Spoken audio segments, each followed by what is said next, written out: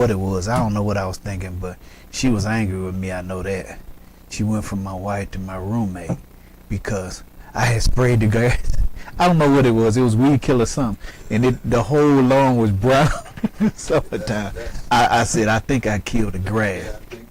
So now I got it back, but I mean you can see, the little weeds. Yeah. So I'm trying to figure out how to get that out. Huh? Is it? Yeah, it's on now. I just saw it. It's all done for you. It's all done. I hope they didn't listen to you.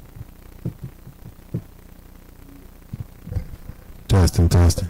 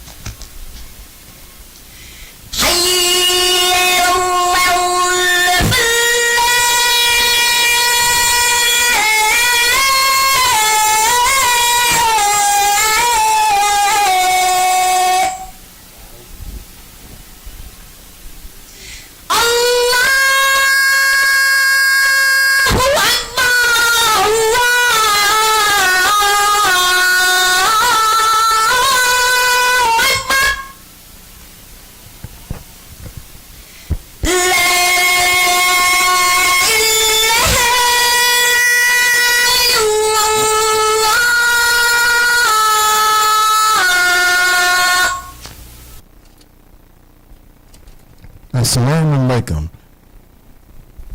You are now listening to Salat Jumah live from Masjid Al Tawheed, located at 5010 San Francisco, St. Louis, Missouri, 63115. You can visit us on our Facebook page or our website at www.altawheed.net. That's AL-TAUHEED.net. All correspondence and donations, again, should be sent to our masjid located at 5010 San Francisco, St. Louis, Missouri, 63115. Today's lecture will be given by our brother Shereef. Thank you. Assalamu alaikum.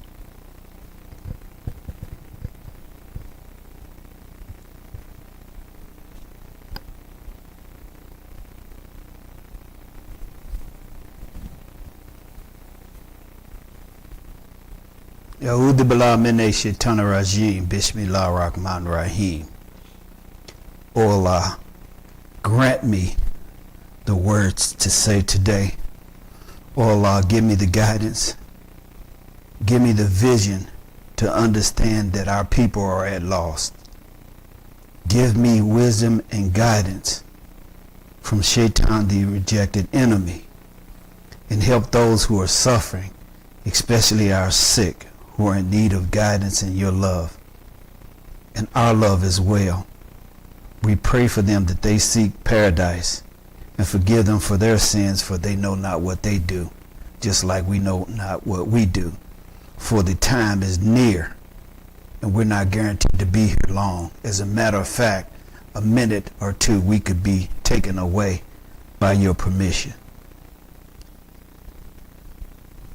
I'd like to touch down on a few things, and I wanted to do the khutbah today because my heart has always been troubled from the time that I was born until the time I'm here, looking and seeing and hoping and praying that someday we'll be free. Unfortunately, we're not free. We've allowed the churches now, as a matter of fact, the churches, the mosques, the synagogues, we might as well let the casinos into those places. We might as well dance and shake and jive and drink and have a good time in the mosque, in all other places of worship, because we lost our direction. Our people have lost their direction, be it Muslims from America, being Muslims overseas, being Muslims all over the world. Even if you're a Christian or a Jew, you've lost your way. Anytime you look at the travesty that is happening all over the world, when young people and children are dying, all because of a principle that you think that you're superior and they're inferior. But sooner or later, allow to read something out of Surah 23. It's called Al-Mu'minun, the Believers. And I'm going to go through a quick couple of sections in here. But these are the things that I ask Allah to help me with. It says, successful indeed are the believers, those who humble themselves in prayer, those who avoid idle talk, and those who pay tax, those who guard their chastity. Then it goes on, it says God's power. And indeed, we created above you 7 levels of heaven. We are never unmindful of our creation. Then we move on to Prophet Noah. And this is what was really touching to me. Indeed, we sent Noah to his people. He declared, O my people, worship God alone. I repeat, O my people, worship God alone. I'll say it again. O my people, worship God alone. Then we move on to talk about the flood. And I think it's really touched me when it said, Noah prayed, O my Lord, help me because they have denied me. So we inspired him. We inspired him, Allah says. We inspired him through his trouble. Then it moves on, and it goes on to the hood people. Then we raised another generation after them, and we sent them a messenger from among themselves, declaring, worship God alone. Again, worship God alone. The messenger prayed, my Lord, help me because they have denied me. Help me because they have denied me. Are we getting it? Worship Allah and Allah alone. They're going to deny you. So the question is how do you deal with people who deny you? Is it about validation? Is it about who I am? Is it about I got to have a certain position? What is it about that you want to take the position? Are you taking a position of authority to use it to help people? Or are you taking a position of authority because it makes you look good? Or are you taking a position in politics because you want somebody to say, oh, politician this, oh, politician that? Or are you looking for changing the condition of a people who are deaf, dumb, and blind and even lost? Sometimes I ask myself, they talk about the young people killing and doing all kinds of ungodly deeds, but are they any better than the politicians or the people who pimp and prostitute you with their words? They're no different. They're no different. As a matter of fact, the same Quran says that persecution is worse than slaughter. So would it be better for a young man to kill you, or would it be better for a politician or somebody in powerful position to persecute you with lies and false hopes? This is where we've come. This is what we become. We dance and do things that are ungodly and against what we have been taught throughout history.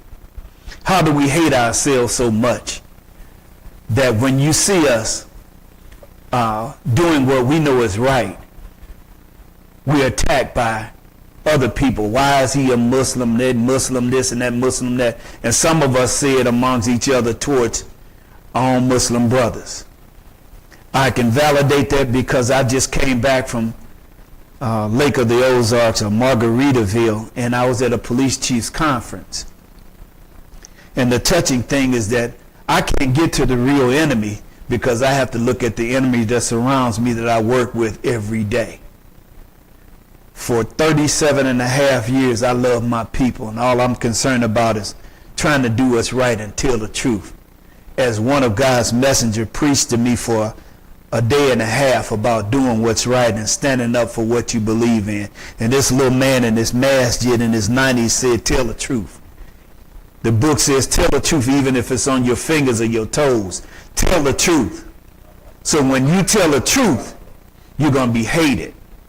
When you tell the truth, your own people are going to feel threatened by you because they hold a position and truth ain't in their composition.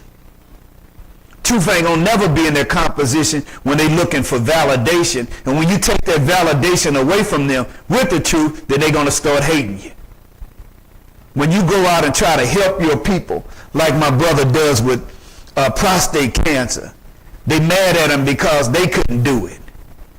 So they find ways to sabotage his message.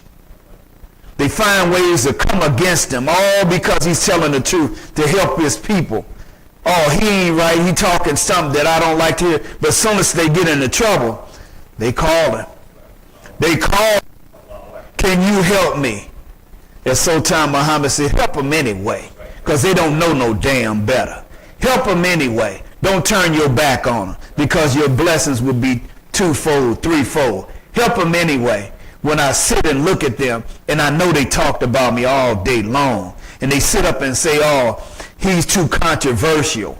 He's a radical. He's this, he's that. But they always come to me and I help them anyway because they don't know no better. I'm not trying to steal a job or a position, because my position, I hope and pray that Allah grants me that position. That position is paradise in his kingdom. I don't care about their position. I care about what he has for me. What he has for me is paradise that I want so bad. What I pray that he gives me guidance and strength that I can help those who are suffering. That he gives me guidance and strength that I can relay the message to those who are lost, who are in desperate need of some type of counseling, because we sick now. We are sick. Mental illness is sick, not just from COVID, but from the chemicals that this country has sprayed upon us that tested us and used us as guinea pigs. I'm saying the truth. Now somebody's going to say, oh, here you go again. I got to tell the truth. I'm sorry. I'm sorry. I am so sorry that I got to tell the truth, but I got to do it. If telling the truth means you don't like me, well, I guess what? I choose truth over you anytime. But I got to tell it. We are suffering. We are hurting. We're in desperate need of some type of medicine, and that medicine is Allah and Allah alone. Allah and Allah alone. We got to stop playing when it comes to the khutbahs and Jumah service. We got to stop allowing, I'm sorry, I got to say it. We got to stop allowing 1 minute you John Williams, and then you come in the masjid and you be Muhammad Ali Akbar. Then you go out here and you tell us about how much you love your people, and you talking black power and Gawa in the building, but when you outside the building, you is John Jones. That's all you are, John Jones. He shouldn't have said that. And you join on with our enemies and talk about us. Then you have your liquor stores. I got a brother that's got a liquor store, liquor establishment, smoking cigarettes and everything else. I'm not a great person. I'm a sinner too. Don't get me wrong. I can admit when I fall, I make mistakes, but I don't think he can. But he can surely persecute other people. But you come in and you say Assalamu alaikum and sit down and put your mug on the rug and say you're a believer. And then you got the other brothers out here that's got the liquor stores that are Muslim. I just can't figure out why your wives don't work at the counter. But every time a sister comes up, you all in her face talking about, I got you. Why are you afraid that the brothers here are going to take your sisters away and your wives away from you? I'm pretty sure we will, because we got Allah in us. We got Allah in us. And we have something about us that makes them fear us. There's something about them makes them fear us. Something about us. That's the power of Allah, whether they like it or not. From the beginning of time. From the beginning of time. From the Phoenicians, the Moors, and the Egyptians. We got power that we don't even know we have. We become the bottom rail rather than the top rail.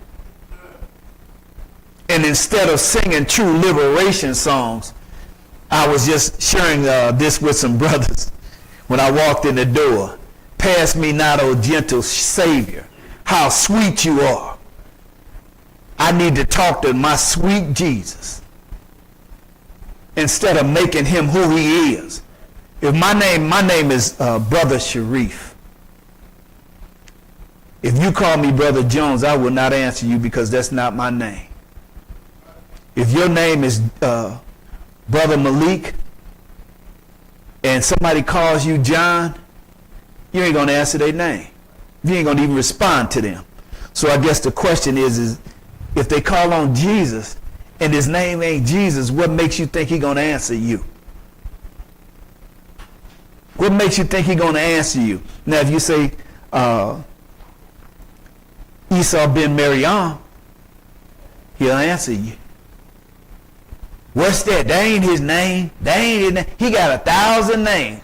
But you singing that a name as good as gold, but you calling him not his name, and you saying, I guess that's good as gold. Hypocrisy is all over the place. But we love Allah.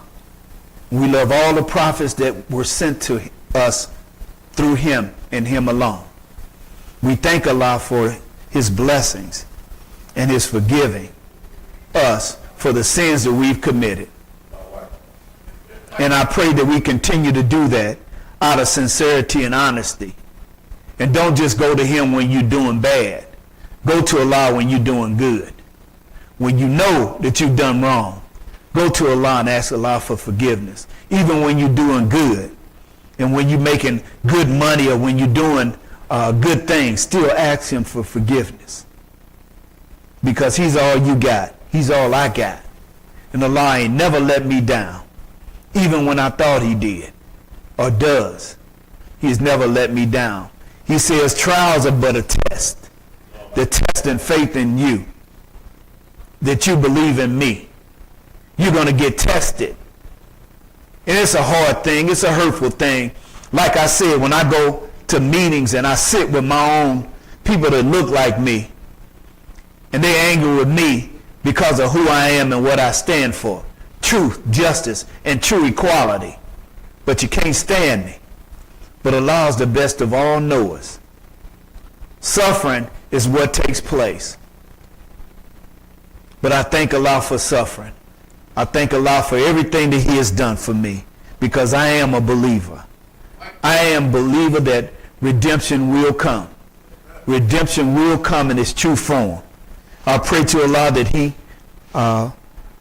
grants mercy on those who are ill treated.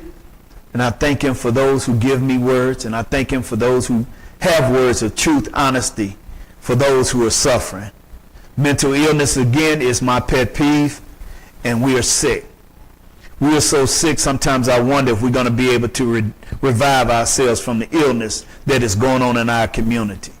We have to start talking about this and not just talking a spirituality or religion or whatever you're talking up here that people don't understand, but talk the truth. Talk. What is the fixer? What can we do to fix our problem? Can we join it together as one to bring about change in our community?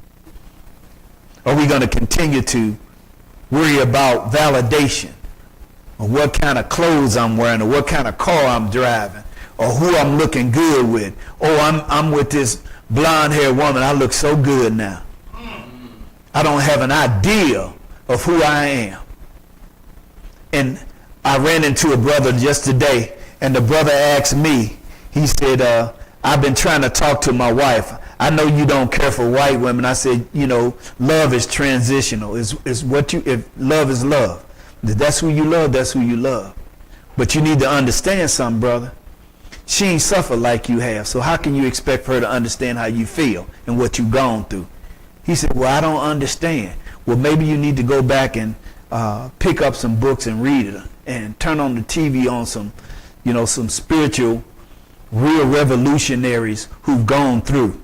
And you'll understand. As a matter of fact, I want to give him The Miseducation of the Negro by Carter G. Woodson.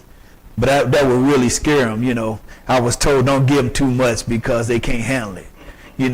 Don't feed them a meal when you have to give them some apple juice. Yeah. Give him some Scooby snacks and maybe he'll wake up.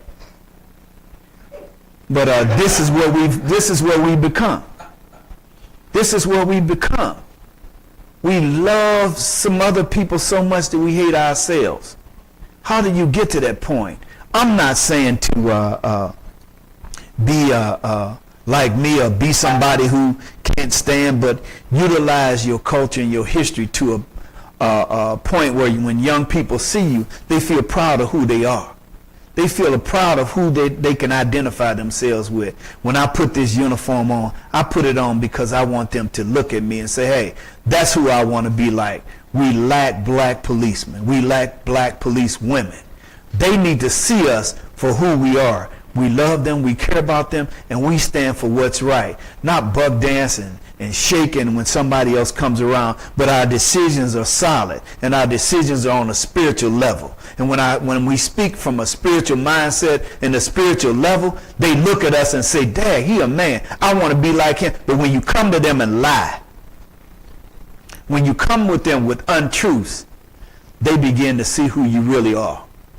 And that's what makes them angry, because they look for a guidance that they don't have at home. Their fathers are not at home, so they look for guidance through us. And we're not upright. We on all fours. We on all fours in that cave. We're not upright, and they know it. Young people can read right through you. They read through the lies that you're telling them. How can you tell them to be good when you're a liar and you're not honest? When they protesting right now, for a righteous cause, and you mad at them because they only speaking the truth about what's happening. Nobody wants to see their women, children, and husbands and family slaughtered like it's nothing. Just bought up, slaughtered. And honestly, none of you belong over there anyway. None of you. From the Gaza Strip over there to Pakistan to over there, none of you belong there because your origin isn't there. If you really don't want to know the truth about it. So how can one get mad at the other? Both of them were wrong.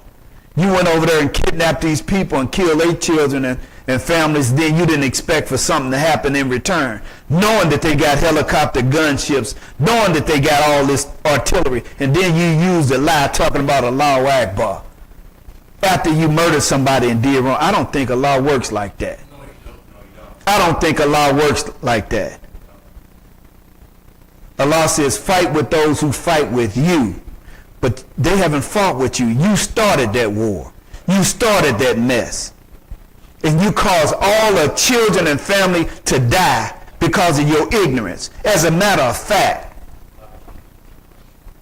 the Quran says that the Arabs of the third generation are not of him. Am I correct? Yes, sir. Prophet Muhammad said, they're not of me. I think we're right at the third generation, a little bit past. So something must be right here. That's why you have the evilness in your hearts and you don't care about nobody but your money and how you mistreat people in the name of Islam. And may Allah curse you for the wickedness that you have done to these people and to yourselves and to your own people. Because you're going to suffer and you're causing all of us to suffer out of ignorance. But you feel you left the trail behind. You left dirt on your shoes. And now you're going to pay for what you did on both sides. Not just the Palestinians, but the Jews as well. But the Jews as well. And it was already written that this was what was going to happen. It's already been written. Now the question is where do we fall? Where do we stand? It's time for us to rise up and become a people as Allah told us to be. And not be cowards and cow down, not telling the truth when you know it's in your belly. Your belly aches because you know it's the truth, but you're too afraid to say it. You're too afraid to say it because if you say something about the alphabet people, then you're attacked. If you say it about the Jews, then you anti-Semitic. If you say it about the Palestinians, then you must be from Elijah Muhammad or something. How dare all of you all? The man brought the world together when they were suffering at the worst. And some of our people deny him. And he did nothing but tell the truth. Nothing but tell the truth. And you mad at him because he was the person that we follow and we believe in him. Yes, he was a Jesus that the world was looking for and still looking for, whether you like it or not. He helped us and still helping us. If we read and learn about what he was saying, everybody can talk about him, all these actors and everybody else. But ask yourself the question, did you listen to him? Did you follow him? Did you ask the questions? Did you ask him how to eat and live? Did you ask him that? Did you ask him what makes these people act the way they do? He had the answers and still got them, but you refused to read them because your egos keep you from doing it. Even the black preachers the same way. We go to now. I love this black pastor in Rockford, Illinois. My uncle passed away. May Allah bless him and give him paradise. But the preacher was preaching, and he said, "All we do as preachers now, we love chicken." He said, "We love us some chicken and French fries. We ain't teaching what we should be." He said, He said, I get up here and I preach. He said, even when and I'm telling you the truth, y'all are the worst of believers. He said that to the church. I said, he ain't gonna be there long. He said, y'all are the worst of believers. Y'all don't believe in God. Look at how you acting. We call it praise dancing. Where the heck praise dancing come? You shimmying and shaking and buck dancing, just showing all your body parts. He said, y'all all going to hell. He said, to be honest with you, I'm trying to save you. Told the truth. Now watch, they couldn't wait to get out the church. Look at him. He just talking about it. He just, watch after this broadcast, you're going to get some hits back. Yeah, there he go again, the radical one. Am I telling the truth, though? Are you listening to the words, or are you looking at the person to degrade him rather than listening to the truth that comes out of his mouth? Because maybe Allah put it in my mouth to come out. Maybe trying to tell you something, but you don't want to listen. That's the ignorance of our people. That's the sickness of our people and our leaders. There are no more black leaders in St. Louis, Missouri. I can't find one. You got one fighting with a sister who was with her at one time. Now he's getting beat by somebody else. All she did was tell the truth. Her heart told her to tell the truth. At least you're doing what us men should be doing. Now the reverse is, the roles are changing. The women are speaking out and the men at the club. Drinking a Cavassier. What you call that stuff? Cavassier or whatever it is. Drinking with their eggnog mentalities. We don't love each other anymore. It would be nice if and I thank the Tahir Youth Group for this, because I do it just to be doing it. I say, hey, how you doing, brother? Love you, brother. Look at me like I'm crazy. Love you, brother. Hey, man, how you doing? Love you, brother. Who he then? He must got some sugar in his tank. He telling me he loved me. What's wrong with you, man? Love you, brother. I'm proud to see you. This is the sickness that has come in our mindset. Like I said, I was at the conference, and there was close to 200 police chiefs there. And we sat in one row, and they say, oh, we shouldn't talk about racism, are you radical? Well, you tell me why that all of us blacks sat in one row and all the whites sat all over the place. If there wasn't any racism or hatred or we shouldn't be there, then why weren't we sitting together? Why didn't I feel I was a part of the team? If you don't believe that. Why did I feel as though I couldn't get any generous conversation from these guys? And some of my people, because there were a few blacks there, they refused to even say hi. It just breaks my heart to look at them. And some of them were proud to be this, but so he can give it to you on Friday and Saturday, they'll get you out of there. This is nothing but a temporary position. So is life.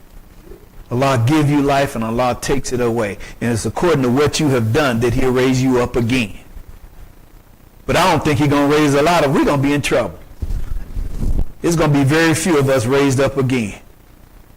And all we're going to have to be saying is let the dead be dead. Because we definitely going to be dead and they ain't going to rise us up again. Why would he? It's a shame to be called a black man in America today. Because what they give, I sure don't want it. Their attitudes, I sure don't want it. Look how they talk to our sisters and how they do them. And the sisters just as bad.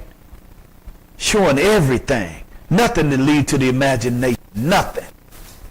Nothing.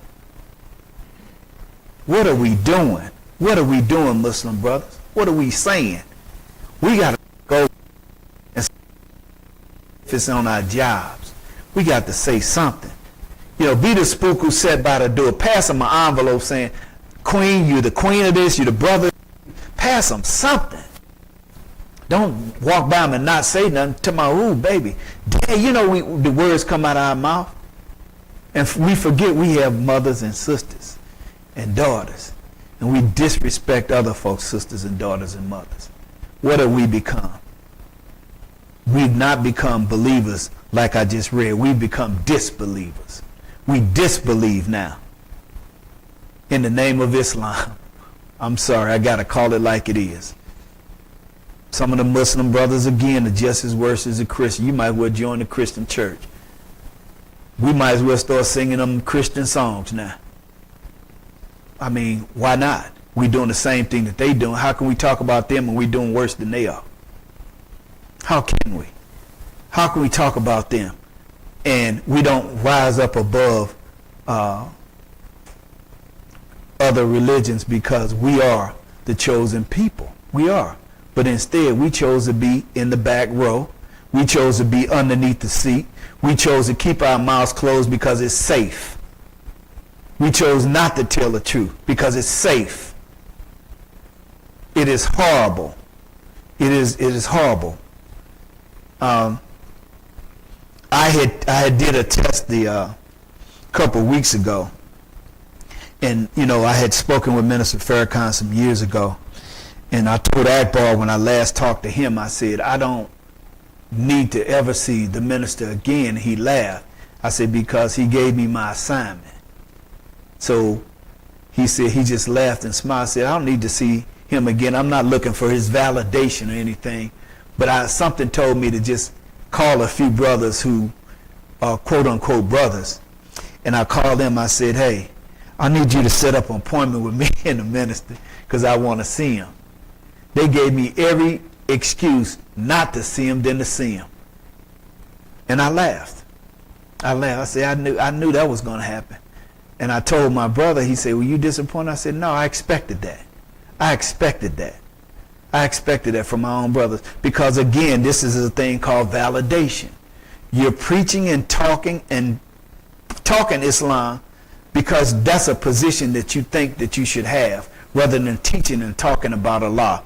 And this is my humble belief, I don't think the minister ever be able to retire. I don't think this brother Sultan ever be able to retire, because they looking for a young person to groom and train, and we just not there. We don't have a cow that's not too old. We don't have a cow we got a cow that's too old or either too young. We don't have the one that's just right, like the book talks about when Abraham was talking about the sacrifice. We got opportunists. We got, I think I'm this, I think I'm that. We got somebody that speaks Islam way above your head, that you don't understand what they saying. They come in here and do the same thing. You don't understand what they saying because I got to impress you. I got to say something that you don't know. I got to say something that makes me look good or feel good, but not tell you the honest truth about what's going on with our people and what we need to do. That's not leadership. Leadership is telling the truth, being honest, speaking the language of the people. I think that's in the Bible and the Quran. Speak the language of the people that they will understand what you're saying and can gravitate around the message that Allah put in your mouth to pass on to other people. But instead, we saying, we come in here as Muhammad, we leave out of here as Johnson. And you ought to see us how we get around them, and boy, we be shucking and jiving. Shucking and a jiving. And I can't get James Brown out of my head for nothing in the world. I can't get him out of my head. I keep hearing him over and over every time I walk up to a disbeliever or a hypocrite, and he goes in my mind. You talking loud, but you ain't saying nothing. You ain't saying nothing. You're a showcase. You want to be on, but I want Allah to be able to bless me and say that your work, thy work is done. I did a good job. I ain't going to be here long. Neither one of us is going to be here long. But the question is what have you done for Allah lately? What kind of trail did you leave behind that people will look up to you and say, I remember what Brother Ansari did. I remember what he said. I remember how he showed me love. I remember that. Or you just going to be another Ansari. He was a Muslim guy, always talking stuff. He ain't talking about nothing. Or you going to leave something behind. The best thing, the best validation that I've ever experienced in my life was when the young kid came up to me, and they still do it, and say, I remember you, King. I say, I remember you, Queen. I love you too, in my uniform.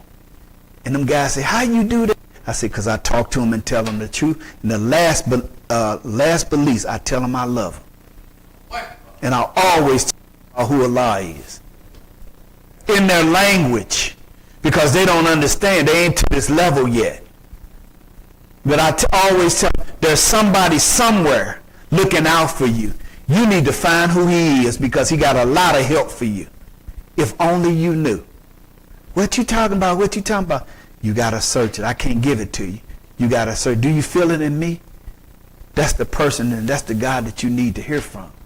You can always do better. And it's always reciprocated right back to me. They always say, I appreciate you.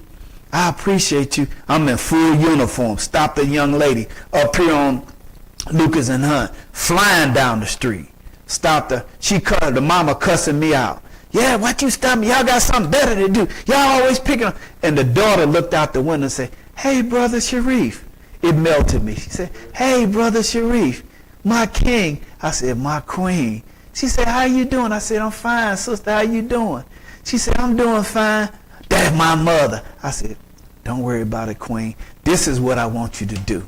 I said, tell your mother, humility breaks all evil and wrath. But I'm gonna let her go, because you recognize who you are and you recognize your king. She said, thank you, brother. And her mother looked at me and rolled her eyes.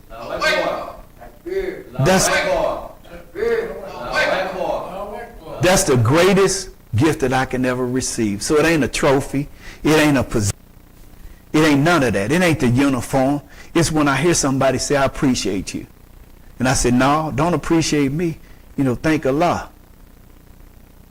Grant me the serenity to accept the things that I can change and the courage to change the things that I cannot.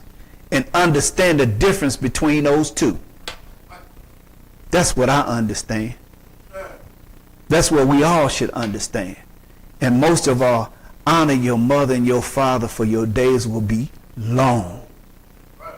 Do not respect somebody's daughter because you have one and you have a mother.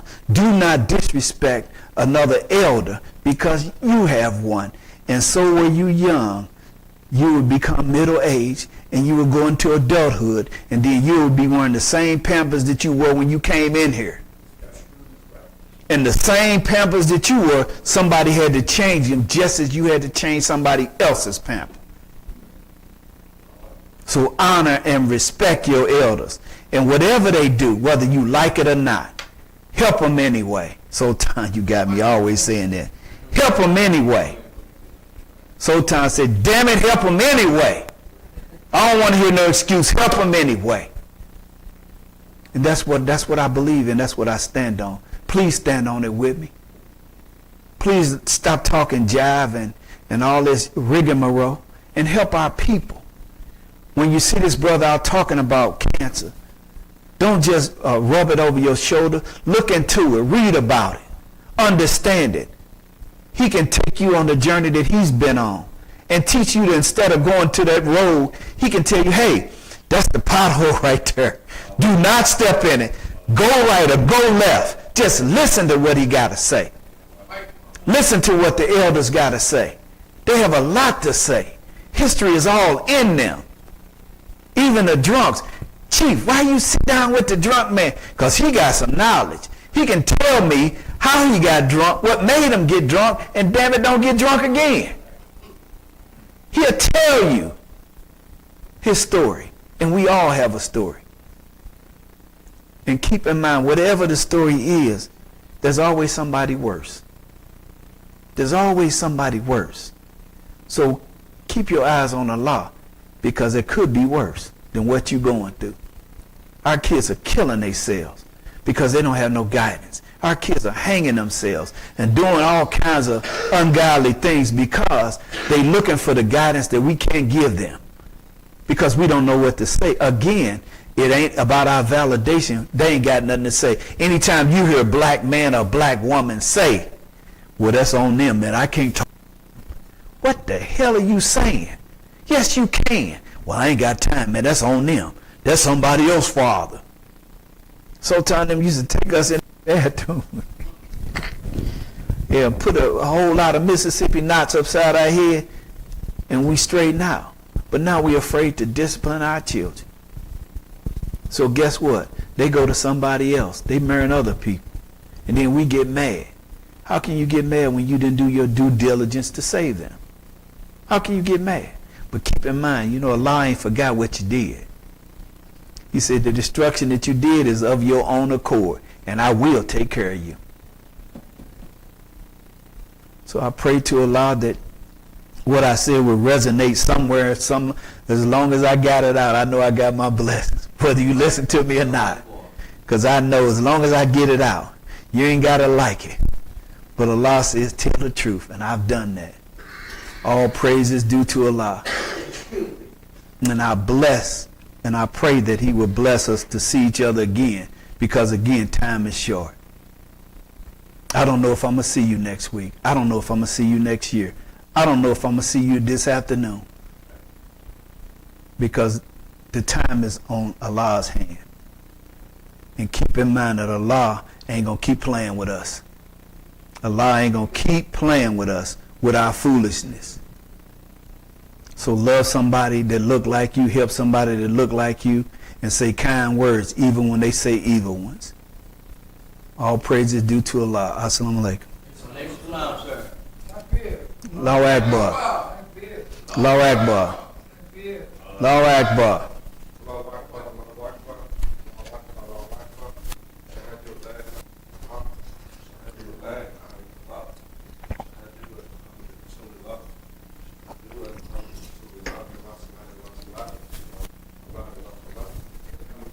Go ahead, you got it.